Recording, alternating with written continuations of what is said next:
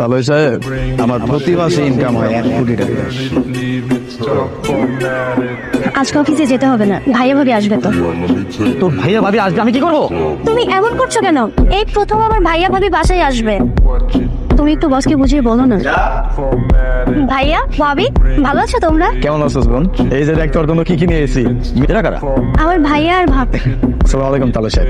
হাতে পুচকি একটা মাছ, বড়চা মিষ্টি, গ্রামের চাষা ভুষোগুলো বউয়ের ভাই ভাবি। কোন বাড়িতে তুমি এসেছো সেটা তো মাথায় রাখা উচিত ছিল।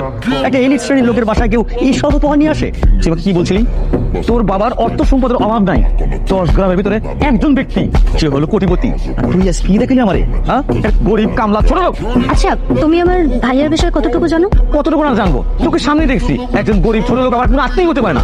ঠিকই কইছে, গ্রামের মানুষ তো কামলাইতে। যদি একটা বেরিয়ে সময় দিতেন, একটু বাইরের বাইরে আইতেন, আমি এটা কথা কইতাম। এই ছোট লোকের বাচ্চা, তুই আমার হাজবেন্ডে বলিস তোর সাথে বাড়িতে যেতে? তুই ফকির ঘরের ফকির, তোর কি আমার হাতি ঘোড়া জিনিস দেখাবি যে বাইরে রাখছিস? বাবা চলো যাই, দেখি এই ফকিনীর বাচ্চা কি দেখাতে চাচ্ছে আমাদেরকে। রমজান, এত বড় বড় মাছ, এতগুলো সবজি তুমি এনেছো?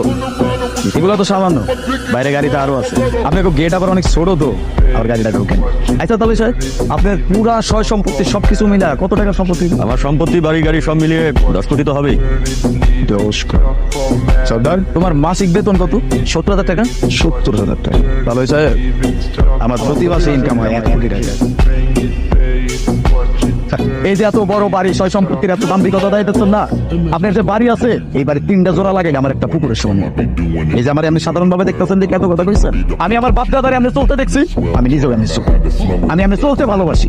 আর এই যে সর্দার, ওই যে গাড়িটা দেখতেছেন, এই গাড়িটা আমার, তোমার উপর দেওয়ার লিখেছিলাম।